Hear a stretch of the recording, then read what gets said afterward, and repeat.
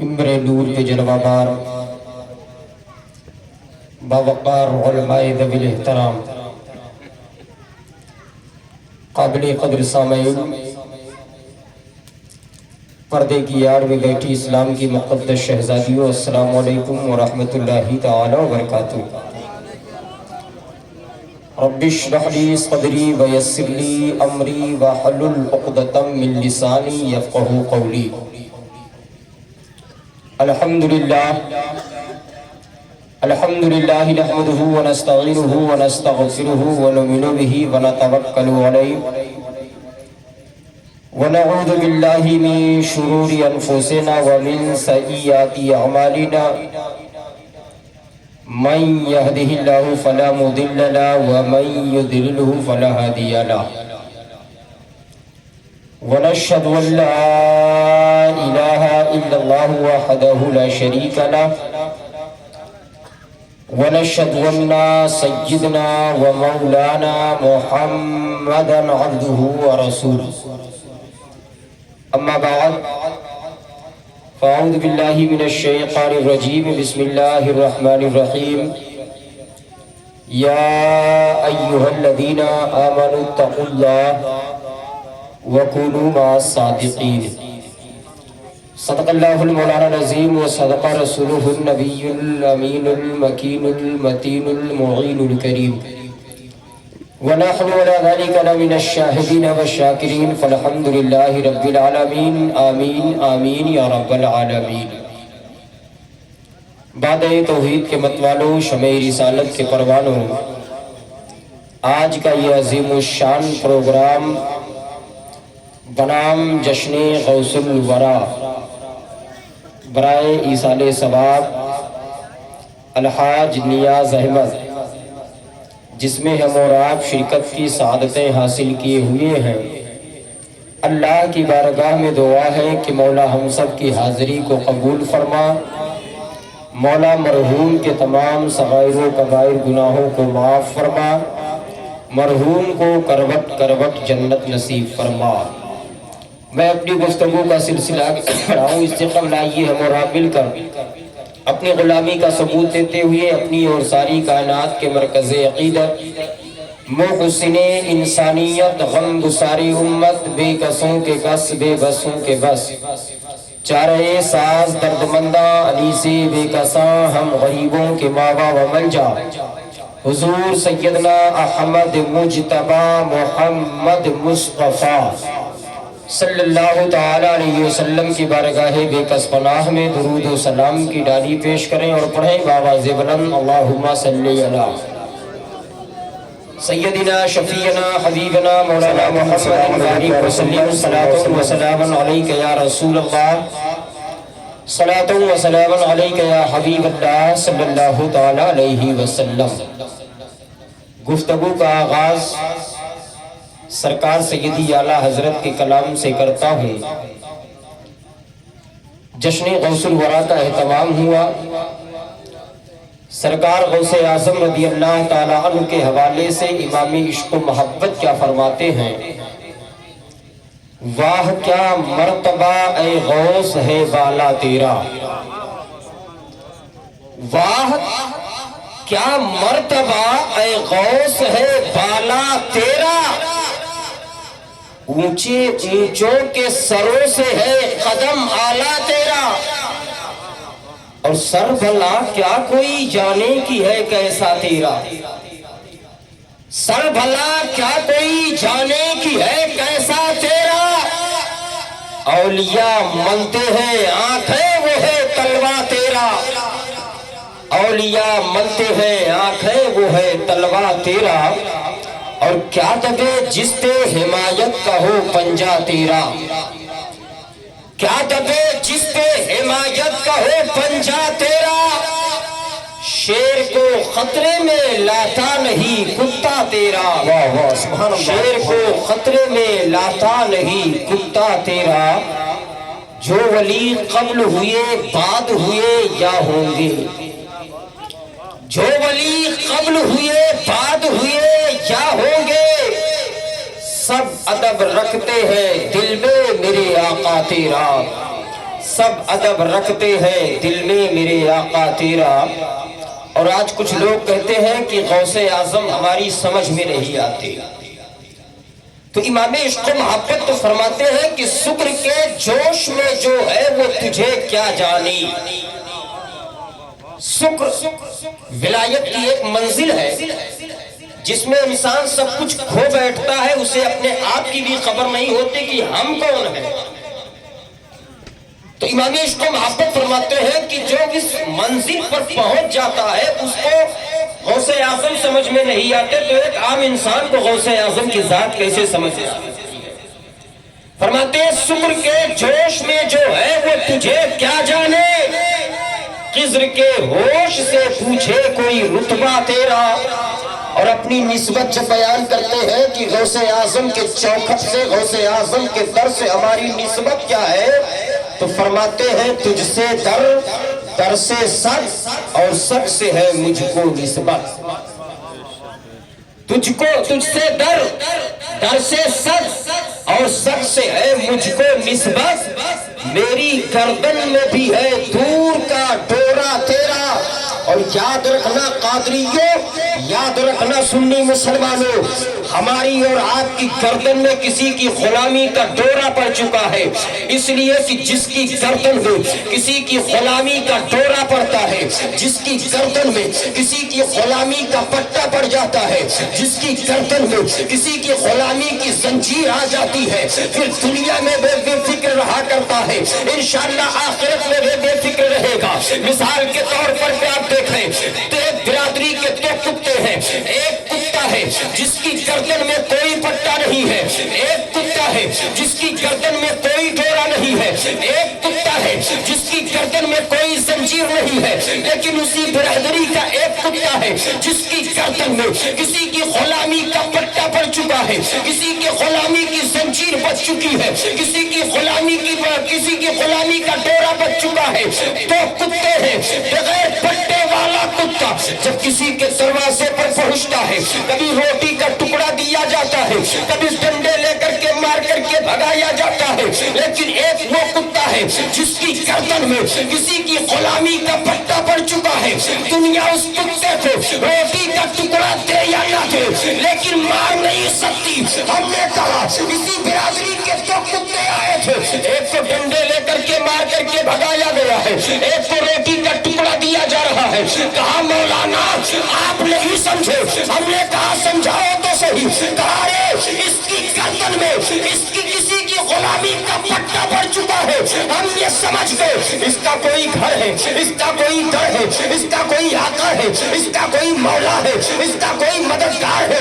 اس کتے کو ماریں گے, یہ کچھ کہے نہ کہے, لیکن اس کا مالک ضرور آ کر کے پکڑے گا, اس کا مالک ضرور آ کر کے کہے گا تو نے میرے کتے کو مارا کیوں.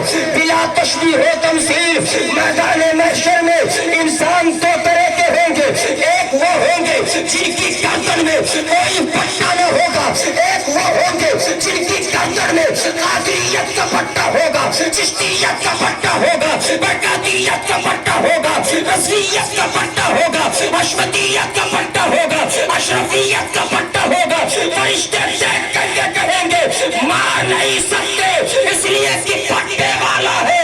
اعلیٰ حضرت فرماتے ہیں اس نشانی کے جو صدقے نہیں مارے جاتے آج تک میرے گلے میں رہے پٹا. نعرے تکبیر, نعرے رسالت, فیضان غوث اعظم, فیضان غوث اعظم, باب الشیخ سرکار غوث اعظم, مسلک اعلیٰ حضرت, وحافظان مسلک اعلیٰ حضرت, علماء اہل سنت. نعرے تکبیر, نعرے رسالت, شورائے اہل سنت, عاشق سرکار مشاہد ملت, بھائی انبر مشاہد گونڈوی. نعرے تکبیر, نعرے رسالت. حضرات یہ دیکھیے شاعر ہندوستان کی آمد ہو چکی ہے. ایک شعر میں آپ کے سامنے اور پیش کر رہا ہوں. واقعی آپ بڑی خاموش ہیں, لیکن یہ شعر میں اپنے لیے نہیں پیش کر رہا ہوں, بھائی انبر مشاہدی صاحب کے استقبال کے لیے میں یہ شعر دے رہا ہوں تاکہ آپ حضرات اچھے انداز سے سننے کی کوشش کریں. اور یاد رکھنا اس شعر کو جہاں کہیں بھی بولا ہے کوئی مائی کا لال خاموش نہیں رہا ہے. دیکھتا ہوں آج مروا کی دھرتی پہ کون خاموش رہتا ہے. مزاج وقت کا موسم بدلنے لگتا ہے, مزاج وقت کا موسم بدلنے لگتا ہے. یہ ہماری برادری ہے, آپ اس طرف مت جائیں, بلکہ میں ان سے گزارش کروں گا کہ آپ بولیں, اس لیے کہ جب انجن ٹھیک ٹھاک چلتا ہے تو ڈبہ بھی صحیح طریقے سے چلتا ہے, ورنہ اگر انجن بگڑ جائے تو ڈبہ بھی بگڑ جاتا ہے. تو شاعر کہتا ہے مزاج وقت کا موسم بدلنے لگتا ہے, اندھیرا کاٹ کر سورج نکلنے لگتا ہے, اور عجیب آنکھیں خاموش ہو کے بیٹھے ہیں, اما نبی کے ذکر سے پتھر پگھلنے لگتا ہے, نبی کے ذکر سے پتھر پگھلنے لگتا ہے. اور باب عشق و محبت کے حوالے سے ایک شعر پیش کر کے اپنی گفتگو آگے بڑھا رہا ہوں. ایک شاعر کہتا ہے منسوب دیوبند سے گر مل جائے کہیں تو, منسوب دیوبند سے گر مل جائے کہیں تو, بھارت میں اقبال کا شیمپو ہی دکھا دو, اور احمد رضا کے نام سے چلتی ہے ٹرینیں, اشرف علی کے نام کا ٹیمپو ہی دکھا دو. احمد رضا کے نام سے چلتی ہے ٹرینیں, اشرف علی کے نام کا ٹیمپو ہی دکھا دو. یہ جشن غوث الورا ہے, اور فخر کرنا ہمیں قادری دامن ملا ہے. اور ایک قادری کے اندر پاور کتنا ہوتا ہے, ایک قادری کے اندر طاقت کتنی ہوتی ہے, وہ اس طاقت کا کوئی اندازہ نہیں لگا سکتا ہے, اس قوت کا کوئی اندازہ نہیں لگا سکتا ہے. شرط یہ ہے کہ سچے معنوں میں قادری ہونا, شرط یہ ہے کہ سچے معنوں میں قادری بننا. حضرت شیخ عبد الرحمن رضی اللہ تعالیٰ عنہ ہے, یہ شیخ عبد الرحمن رحمت اللہ تعالیٰ علیہ کون ہے, یہ سرکار غوث اعظم رضی اللہ تعالیٰ عنہ کے معاصرین میں سے ہے. آپ کے زمانے میں حضرت شیخ عبد الرحمن تفسونجوی رحمت اللہ علیہ ہے. حضرت شیخ عبد الرحمن ایک دن اپنے مریدوں کے مجمع میں بیٹھے ہوئے تھے, اپنے ہی لوگ تھے, اور جب اپنوں کا مجمع ہوتا ہے, اپنے ہی لوگ نگاہوں کے سامنے ہوتے ہیں, تو دل کی بات اپنی زبان پر آ ہی جاتی ہے. حضرت شیخ عبد الرحمن نے اپنی زبان پر ایک جملہ لایا اور کہا اس وقت پوری روئے زمین پر مجھ سے بڑا کوئی اللہ کا ولی نہیں ہے. اللہ اکبر مسلمانوں, حضرت شیخ عبد الرحمن نے کہا اس وقت پورے روئے زمین پر مجھ سے بڑا کوئی اللہ کا ولی نہیں ہے. تمام مریدین بیٹھے ہوئے ہیں, تمام چاہنے والے بیٹھے ہوئے ہیں, تمام ماننے والے بیٹھے ہوئے ہیں, لیکن اسی مجمع کے اندر ایک قادری بیٹھا تھا.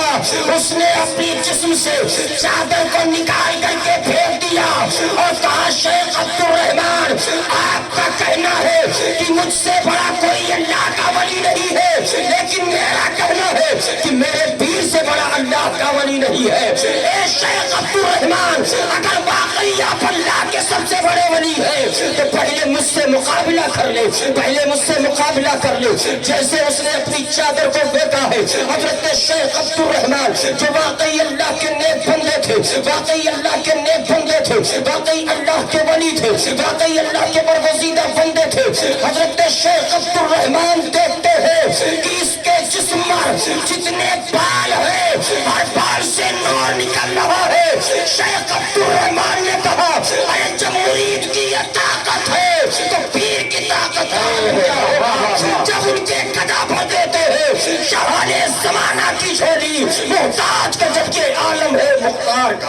واہ واہ, سبحان اللہ سبحان اللہ, زندہ باد زندہ باد, واہ واہ, بہت خوب. جو تھے مرید, وہ اس مرید کو تو پہچانتے نہیں تھے کہ یہ ہے کون, اس کا پیر کون ہے, لیکن شیخ عبد الرحمن نے پہچان لیا کہ اس کے جسم میں جتنے بال ہیں ہر بال سے نور نکل رہا ہے.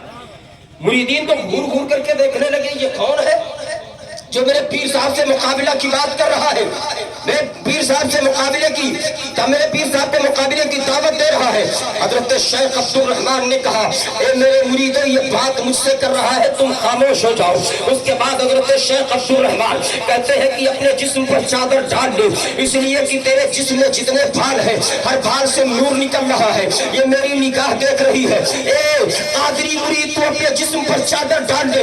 اس نے کہا میں قادری ہوں, قادری ایک مرتبہ جو جسم سے نکال لیا دوبارہ اسے اپنے جسم پر ڈالتا نہیں. کہا ڈال لے. کہا اگر چادر ڈالنے کی بات ہے تو اس چادر کو نہیں ڈالوں گا, اس چادر کو اپنے جسم پر نہیں ڈالوں گا. کہا پھر کون سی چادر ڈالے گا؟ تیرا مکان کیا قریب میں ہے؟ تیرا گھر قریب میں ہے؟ اس نے کہا نہیں, میں تو آپ کے شہر کا رہنے والا بھی نہیں, یہاں میرا مکان کیسے ہو سکتا ہے, یہاں میرا گھر کیسے ہو سکتا ہے. کہا چادر منگائے گا کیسے؟ کہا دیکھتے جاؤ قادری کی طاقت, دیکھتے جاؤ قادری کا پاور. وہیں سے اپنی بیوی کو آواز دیا, اس کی بیوی اپنے گھر میں رکھ کر کے اپنا ہاتھ بڑھاتی ہے, چادر پیش کرتی ہے. شیخ عبد الرحمان کے مجمع میں وہ قادری چادر کو پا لیا کرتا ہے. ارے مرید نے کہا اس کی بات تو چھوڑو, ارے جب اس کی بیوی اتنی طاقت والی ہے تو اس کی طاقت کا اندازہ کیسے لگا سکتے, اور جب اس کی طاقت کا اندازہ نہیں لگا سکتے تو پھر بغداد کے دستگیر کی طاقت کا اندازہ کیسے لگا سکتے. واہ واہ, زندہ باد زندہ باد, سبحان اللہ سبحان اللہ. دیکھا تمام مرید کہ صرف ایک ہاتھ نمودار ہوا, اسی ہاتھ میں چادر رکھا ہوا ہے. آج آپ یہاں بیٹھے ہیں, آواز دیجیے اپنے گھر پہ چادر آ جائے گی؟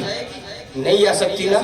لیکن وہ کیسی طاقت تھی, وہ کیسا پاور تھا, بغیر کسی موبائل کے, بغیر کسی سوشل میڈیا کے ذریعے اپنی آواز کو کیسے گھر تک پہنچایا گیا. محبت رسول, محبت رسول ان کے سینے میں تھا, محبت رسول ان کے دل و دماغ میں تھا, تو وہ آواز ان کے گھر تک پہنچ جایا کرتی ہے.